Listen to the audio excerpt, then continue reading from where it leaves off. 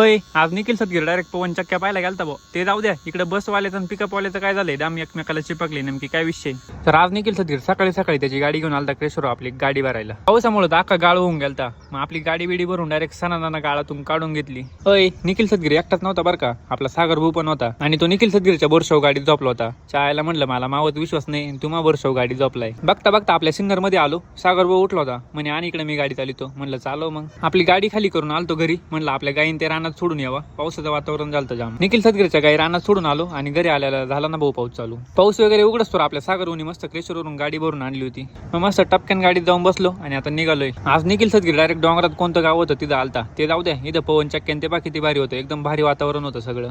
इकडच्या खेळातल्या लोकांना मित्रांनो लालपरी सोडून दुसरा काही पर्यायच राहत नाही. अख्खी लालपरी इथंच भरली भाऊ. निखिल सदगीर कॉलेजला असताना दररोज लालपरीन जायचा. तुम्ही जायचे का नाही कमेंट करून सांगा बरं. चायला तिथून निघालो नि इकडे पाहत होतं काय, त्याच लालपरीचं इकडे पिकअपवाल्याची चिपका चिपकी झाली. पिकअपवाल्याने लालपरीचा आरसात घेतला ओढून. आणि एवढी सगळी ट्रॉफिक फक्त या रस्त्याच्या कामामुळे होती. कधी संपत काय माहिती. हे बघा बरं, जिथपर्यंत नजर जाईल तिथपर्यंत नुसती ट्रॉफिकच झाली गाड्यांची. जाऊ द्या म्हणलं, निखिल सदगीरला कुठं लांब जायचंय, आपल्याला फक्त घाट उतरून जायचंय खाली.